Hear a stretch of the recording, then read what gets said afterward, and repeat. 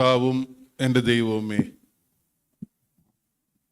എത്രയും പ്രിയപ്പെട്ട ജോസച്ചൻ ഉൾപ്പെടെയുള്ള ഇതിൻ്റെ നേതൃത്വത്തിലിരിക്കുന്ന എല്ലാ വൈദിക ശ്രേഷ്ഠരുമേ, ഇതിൻ്റെ ജനറൽ സെക്രട്ടറി, ഇതിൻ്റെ കേന്ദ്ര ഭദ്രാസന ഭാരവാഹികളെ, ഈ 3 ദിവസത്തെ ക്ലാസ്സിൽ പങ്കെടുക്കുന്ന സീനിയറായിട്ടുള്ള ജൂനിയറായിട്ടുള്ള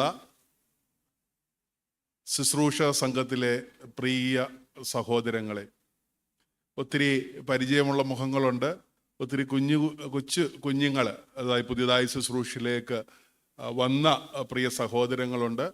എല്ലാവരെയും കാണുന്നതിലേറെ സന്തോഷം. കഴിഞ്ഞ 3 ദിവസവും ശാരീരികമായി ഞാൻ ഇവിടെ ഇല്ലെങ്കിൽ ഇന്നലെ ജോസച്ചനുമായിട്ട് സംസാരിച്ചപ്പോൾ ഓൺലൈനിൽ ഇതെല്ലാം കാണുന്നുണ്ടായിരുന്നു. ജോർജ് അച്ഛൻ്റെ ക്ലാസ് കണ്ടു. അല്ലെ ജോർജ് അച്ഛൻ നിങ്ങളെ ഷമ്മാശന്മാരായിട്ട് ഇല്ലേ വിശേഷിപ്പിച്ചത്?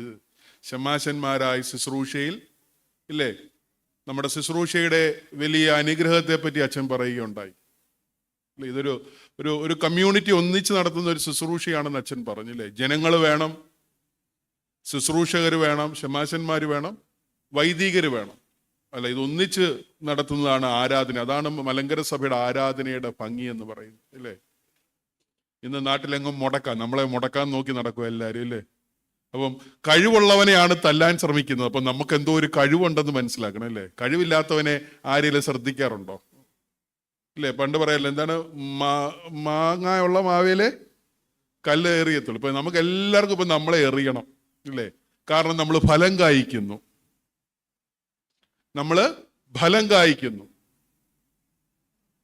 ഇല്ലേ. എന്താണ് മലങ്കര സഭയുടെ പ്രത്യേകത എന്ന് പറഞ്ഞാൽ, ഒരു ഭാരതീയമായ തദ്ദേശീയമായ സഭയ്ക്ക് സഭയുടെ തലവനെ തെരഞ്ഞെടുക്കുവാനുള്ള അധികാരമുള്ള ഒരു സംവിധാനത്തെയാണ് മലങ്കര സഭ എന്ന് പറയുന്നത്. അതാണ് മലങ്കര സഭ. കൊച്ചു കുഞ്ഞുങ്ങളെ നിങ്ങൾ മനസ്സിലാക്കണം അല്ലേ. ചിലരൊക്കെ പറയും കേസ് നടത്തി, അച്ഛൻ പറഞ്ഞല്ലോ കേസ് നടത്തി പൈസ കളഞ്ഞ് സഭയുടെ സ്രോതസ് എല്ലാം കളയുക കേസ് നടത്തി. അല്ല, ഇന്നലെ ഒരു തിരുമേനി ചോദിച്ച പോലെ, എങ്ങനെ ശരിയും തെറ്റും തമ്മിൽ കോംപ്രമൈസ് ചെയ്യുന്നത്? അതാണോ കർത്താവ് നമ്മെ പഠിപ്പിച്ചത്? ശരിക്ക് ശരിയുമായ കോംപ്രമൈസ് ചെയ്യാൻ പറ്റത്തുള്ളൂ. ഒരു ശരിക്ക് എങ്ങനെയാണ് ഒരു തെറ്റുമായി കോംപ്രമൈസ് ചെയ്യാൻ പറ്റുന്നത്? ഞാൻ കക്ഷി വഴക്കിലേക്ക് പോകാൻ ആഗ്രഹിക്കുകയല്ല. മലങ്കര സഭയുടെ അല്ലെ, നമുക്ക് മലങ്കര മെത്രാപ്പൊലീത്ത 2 പേരിൽ അറിയപ്പെടുന്നു. ഒന്ന്, മലങ്കര സഭയുടെ തലവനായിരിക്കുന്ന പൗരസ്ത്യ കാതോലിക്കായും മലങ്കര മെത്രാപ്പൊലീത്തായും അല്ലേ. 2 അധികാരങ്ങൾ ഒന്നായി ചേരുന്നതാണ് മലങ്കര സഭയുടെ പരമാധ്യക്ഷൻ ഇല്ലേ. 2 അധികാര സ്ഥാനങ്ങളാണ്.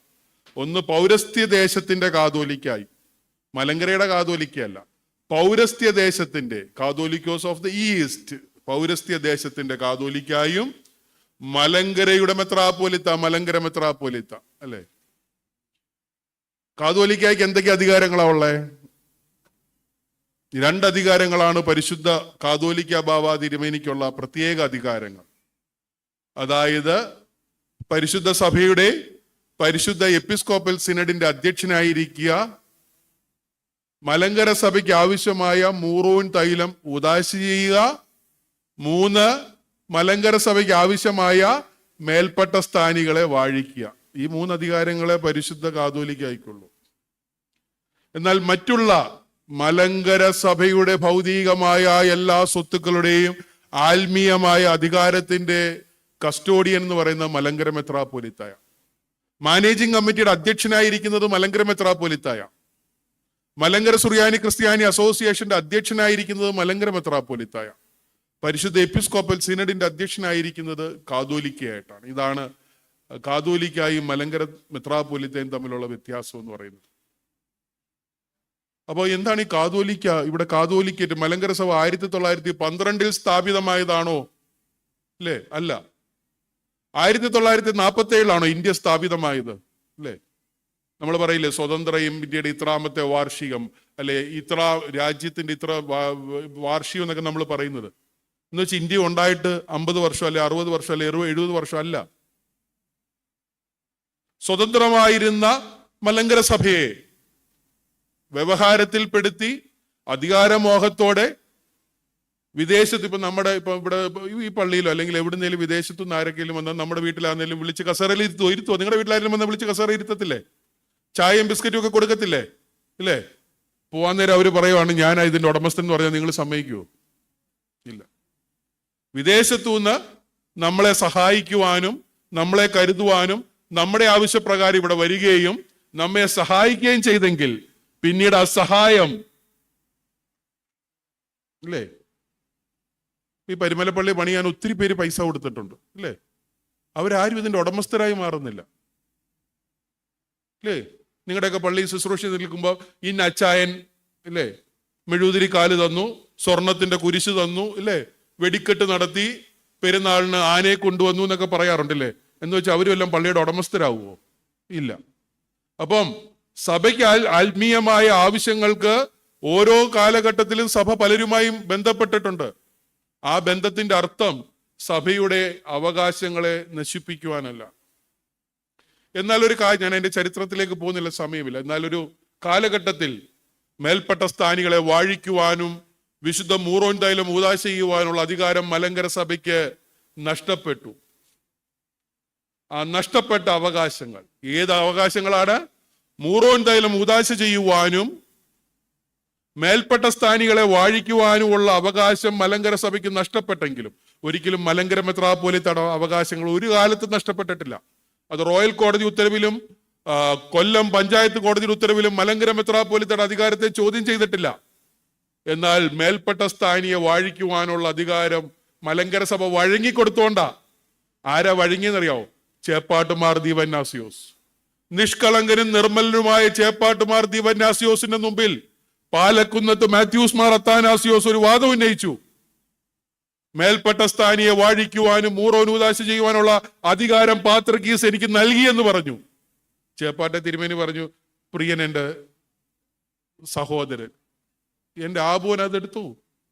അതാണ് മലങ്കര സഭ. അങ്ങനെ വഴങ്ങിയതിൻ്റെ ഒരു പ്രയാസമാണ് ഇന്നും മലങ്കര സഭ അനുവദിക്കുന്നത്. എന്നാൽ 1912 സെപ്റ്റംബർ 15 നിരണത്തു കൂടിയ ആ വലിയ പ്രാർത്ഥനയിൽ മലങ്കര സഭയ്ക്ക് നഷ്ടപ്പെട്ട മൂറോൻ തൈല ഊദാശ ചെയ്യുവാനും മേൽപ്പെട്ട സ്ഥാനികളെ വാഴിക്കുവാനുമുള്ള അധികാരം തിരിച്ചു കിട്ടി. അതാണ് 1912 കാതോലിക്കേറ്റ് മലങ്കരയിൽ പുനഃസ്ഥാപിച്ചു എന്ന് പറയുന്നത്. അതുകൊണ്ട് അടിമത്തമല്ല മലങ്കര സഭയുടെ അടയാളം, ഇല്ലേ? മർത്തോമ സ്ലീഹായെ മോശമായി മർത്തോമ സ്ലീഹ ഒരു കപ്പ്യാര് പോലും ആയിരുന്നില്ല എന്നൊക്കെ പറയുന്നവരുണ്ട്. പക്ഷേ പല പള്ളികളിലും ഇന്നും പള്ളികളുടെ പേര് സെന്റ് തോമസ് എന്നാ, ഇല്ലേ? കറുത്തകുപ്പായി ഇല്ലാത്തവരൊക്കെ പണ്ട് നിങ്ങൾ ഒരു 2 വർഷം കറുത്തകുപ്പായി ഇല്ലാത്തവരൊക്കെ ഇന്ന് കറുത്തകുപ്പായും തൊപ്പിയും വെച്ചൊക്കെ നടക്കുന്നുണ്ട്. പലരും ഇപ്പൊ പുതിയ കറുത്തകുപ്പായൊക്കെ ഇട്ടിട്ടുണ്ട്. റോമിന് പോയ വഴിയിലൊക്കെ നോക്കിയാൽ മതി, ഇപ്പൊ പുതിയ പലരും കറുത്തകുപ്പായിട്ട് കാണുന്നുണ്ട്. പിന്നെ മലങ്കര സഭ ഇപ്പൊ ഒത്തിരി പേര് ഉദ്ധരിക്കുക, മലങ്കര സഭയില് എന്നും തല്ലല്ലേ, അടിയല്ലേ. എന്താ ഈ എറണാകുളത്ത് നമ്മുടെ എന്താണ് ഒരു കത്തോലിക്ക സഭയില് അങ്കമാലി, എറണാകുളം അങ്കമാലി അതിരൂപതയുണ്ട്, ഇല്ലേ? അത് നിങ്ങൾ കണ്ടിട്ടുണ്ടോ? നിങ്ങൾ സോഷ്യൽ മീഡിയയിൽ അങ്കമാലി എറണാകുളം അതിരൂപതയിലെ സ്ത്രീകളൊക്കെ മധുവായിക്കകത്ത് കയറി അച്ഛന്മാരെ ഓടിച്ചിട്ട് തല്ലുക. ഒരാൾക്ക് ഈ പൊതുസമൂഹത്തിന് വേദനയില്ല. പൊതുസമൂഹത്തിന് വേദനയില്ലെന്ന് മലങ്കര സഭയുടെ കാര്യം പറയുമ്പോൾ മാത്രം ആ വേദന. അതിലാണ് ആ ദുരുദ്ദേശം. ഉള്ളിൽ നിന്ന് പുറത്തു നിന്ന് ഇപ്പൊ വിദേശത്തു നിന്നൂടെ ചേർന്ന് കുത്താൻ നോക്കുക സഭയെ. സഭ അതിലൊന്നും വീണുപോത്തില്ല. കാരണം നിങ്ങളെ പോലുള്ള ശുശ്രൂഷകർ, നിങ്ങളെ പോലുള്ള അജപാല, നിങ്ങളെല്ലാം സേവനം ചെയ്യുന്നത് 5 പൈസ. ആരിലും നിങ്ങൾ പൈസ തരാറുണ്ടോ? കൂടിപ്പോയ ഒരു ചായയും ബിസ്ക്കറ്റും തരും, ഇല്ലേ? ചില പള്ളിയിൽ തരും, ചില പള്ളിയിൽ കൈക്കാശ് കൊടുത്തായിരിക്കും കഴിക്കുന്നത്. ദേവാലയത്തിലുള്ള ഒരു ശുശ്രൂഷയും ട്രസ്റ്റി ആകട്ടെ സെക്രട്ടറി ആകട്ടെ, പിന്നെ അവർക്ക് അധികാരം ഉണ്ടെന്ന് പറയാം, നിങ്ങൾക്ക് അതും ഇല്ല, ഇല്ലേ? അവരുടെ വഴക്കും കേൾക്കണം, ഇല്ലേ? അച്ഛന്റെ വഴക്ക് കേൾക്കണം, ട്രസ്റ്റിയുടെ വഴക്ക് കേൾക്കണം, ഇല്ലേ? സെക്രട്ടറിയുടെ വഴക്ക് കേൾക്കണം, കമ്മിറ്റിക്കാരുടെ തെറിയും കേൾക്കണം, ഇല്ലേ? പക്ഷെ നിങ്ങൾ ചെയ്യുന്നത് ഒരു സാക്ഷ്യമാണ്. പുറപ്പാട് പുസ്തകത്തിന്റെ 3-ാം അധ്യായത്തിന്റെ 5-ാം വാക്യം നിങ്ങൾക്കറിയാവോ? പുറപ്പാട് പുസ്തകം 3-ാം അധ്യായത്തിന്റെ 5-ാം വാക്യത്തിൽ പറയുന്നത് നിങ്ങളുടെ അടിസ്ഥാനമാണ്. നീ നിൽക്കുന്ന സ്ഥലം വിശുദ്ധമാകിയാൽ നിന്റെ ചെരുപ്പിന്റെ കാലിൽ നിന്ന് ചെരുപ്പ്. ആരോടാ പറഞ്ഞേ? മോശ ആരായിരുന്നു? ആട്ടിടയൻ. ആരുടെ ആട്ടിടയനായിരുന്നു? ആരുടെ ആടിനെയാ മോശ നടത്തിക്കൊണ്ട് പോയത്? അമ്മായിപ്പന്റെ. അമ്മായിപ്പൻ ആരായിരുന്നു? ഒരു പുറജാതിക്കാരനായ, അല്ലെ ഒരു അന്യ സമൂഹത്തിന്റെ പുരോഹിതനായിരുന്നു അദ്ദേഹത്തിന്റെ അമ്മായിപ്പൻ. അമ്മായിപ്പന്റെ ആടുകളെ മേയിക്കുന്ന പണിയായിരുന്നു ആർക്ക്? മോശ. മോശ ആടിനെ എവിടം വരെ നയിച്ചു എന്നാ പറയുന്നത്? മരുഭൂമിക്കപ്പുറം സ്വർഗത്തിനടുത്തുള്ള മല വരെ മോശ ആടുകളെ കൊണ്ടുപോയി. അപ്പോൾ അവിടെ ഒരു തീ കണ്ടു. ആ തീയുടെ പ്രത്യേകത എന്തായിരുന്നു? പലപ്പോഴും തീ കത്തുമ്പോൾ കത്തുന്ന സാധനം ചുട്ടരിഞ്ഞു പോവും, വാടിപ്പോകും, നശിച്ചു പോവും. എന്നാൽ അവിടെ മുൾപ്പടപ്പ് തീ കത്തുന്നു. ആ തീ കത്തിയിട്ടും ആ തീ ഒട്ടും തന്നെ, ആ തീയിൽ ഒന്നും തന്നെ വാടാത്തതായി മോശ കണ്ടു. മോശ അതിൽ ആകൃഷ്ടനായി. മോശ അതിന്റെ അടുത്തേക്ക് ചെന്നു. അപ്പോൾ മോശയോട് പറയുവാണ്, നീ നിൽക്കുന്ന സ്ഥലം വിശുദ്ധമാകിയാൽ നിന്റെ കാലുകളുടെ ചെരുപ്പഴിച്ചു. ഇതാണ് നിങ്ങൾക്കുള്ള അടിസ്ഥാനപരമായ എനിക്ക് പറയുവാനുള്ളത്. നീ നിൽക്കുന്ന സ്ഥലം, ഇതിന് പൈസ ഇല്ല, ഇല്ലേ? ഒന്നും നിങ്ങൾക്ക് ലഭ്യമല്ല, ഭൗതികമായി ഒന്നും ലഭ്യമല്ല. എന്നാൽ നീ നിൽക്കുന്ന സ്ഥലം എന്താണ്? ആ ബോധ്യം നിങ്ങൾക്ക് ഓരോരുത്തർക്കും ഉണ്ടാകണം, എനിക്കും ഉണ്ടാകണം. അൽമായനായി കുർബാനയിൽ പങ്കെടുക്കുന്ന ഒരു സാധാരണ ജനമായി എനിക്കും ഉണ്ടാകണം. ഞാൻ നിൽക്കുന്ന സ്ഥലവും വിശുദ്ധമാണ്. എന്നാൽ ദൈവിക രഹസ്യങ്ങളുടെ കലവറയാണ് എന്തെന്ന് പറയുന്നത്? മധുബ എന്ന് പറയുന്നത്, അല്ലേ?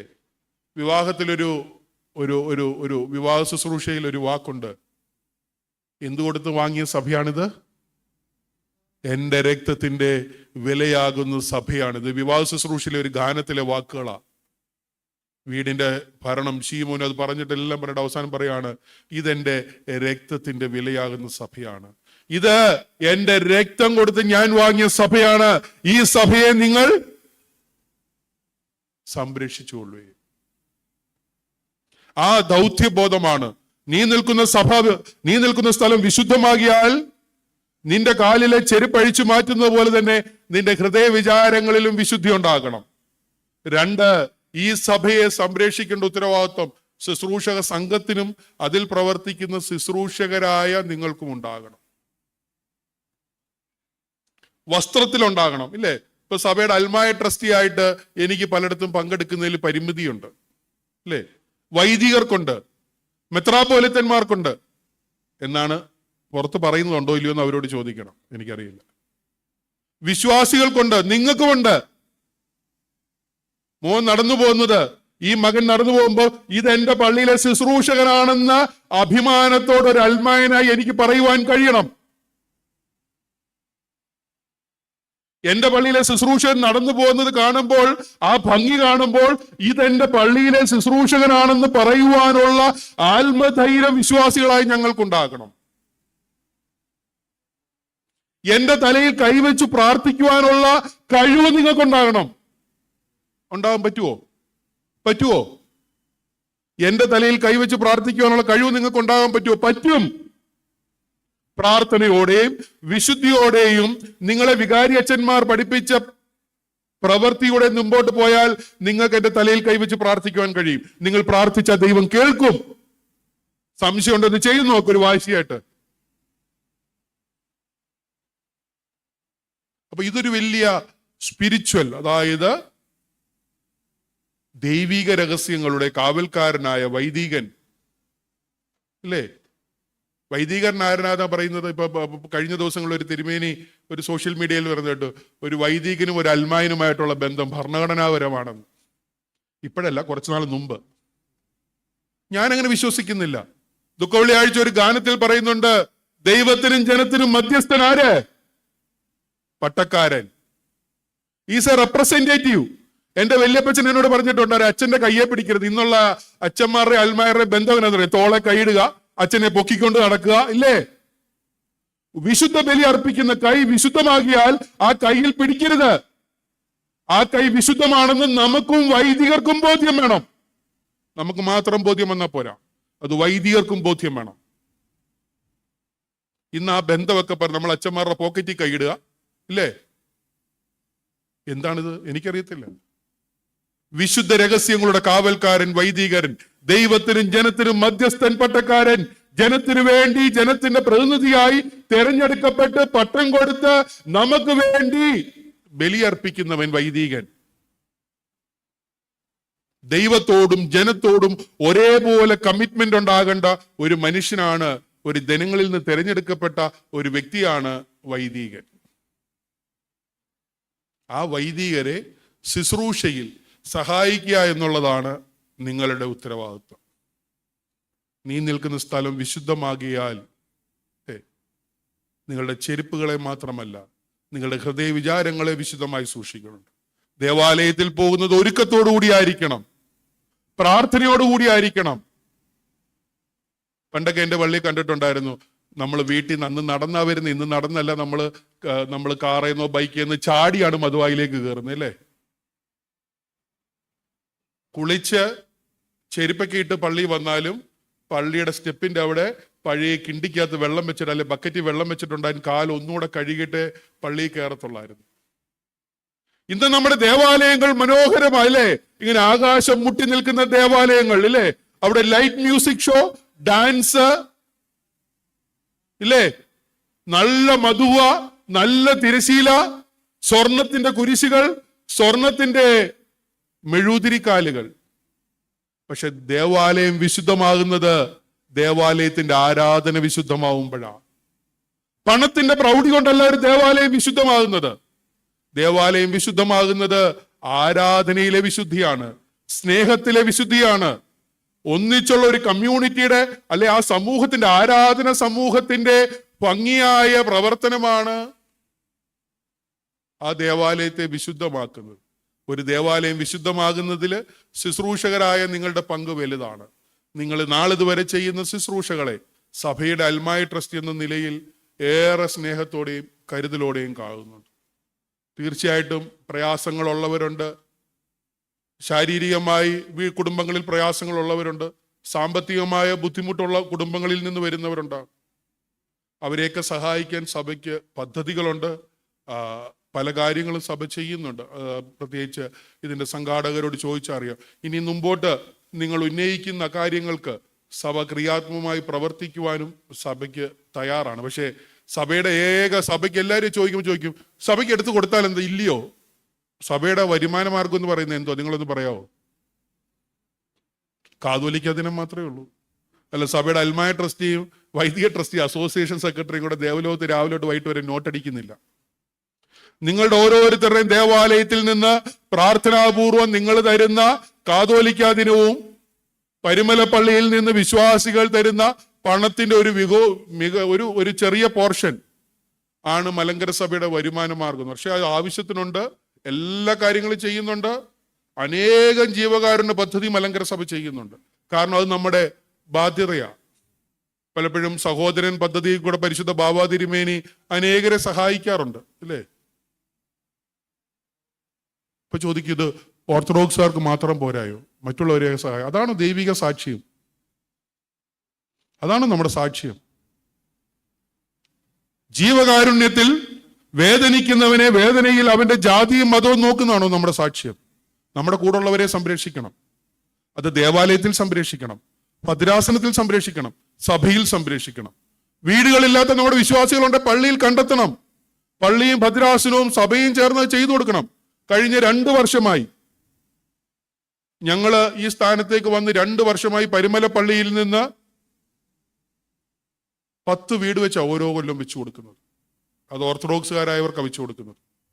1 2 വീട് മറ്റു സമുദായത്തിൽപ്പെട്ടവർക്കും വെച്ചു കൊടുക്കുന്നുണ്ട്. ഓരോ വർഷവും 10 വീട്.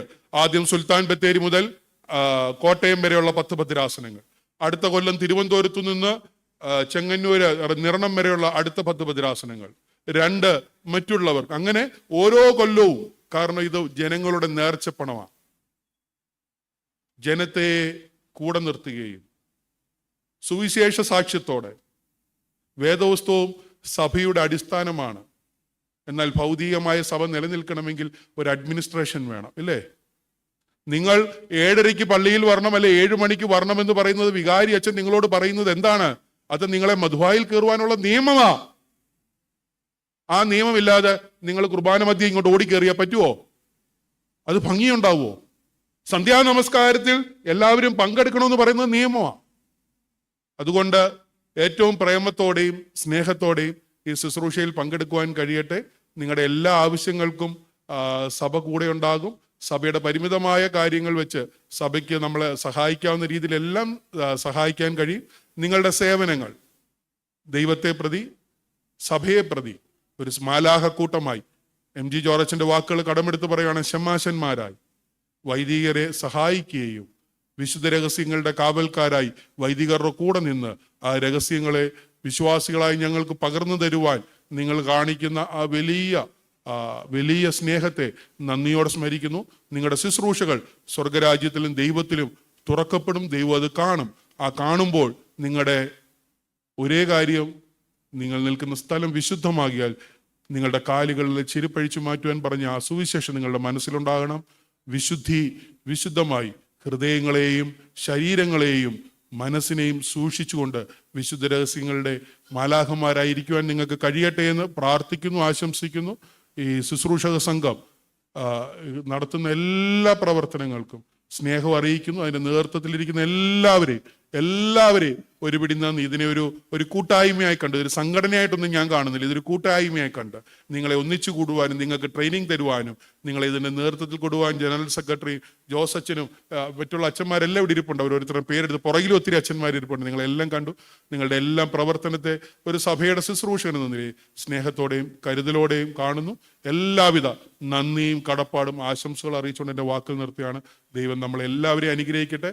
എൻ്റെ തുടർന്നുള്ള പ്രാർത്ഥനയിലും ബലഹീനരായി എന്നെ ഓർക്കണമെന്ന് അപേക്ഷിച്ചുകൊണ്ട് എൻ്റെ വാക്കുകൾ നിർത്തുകയാണ്.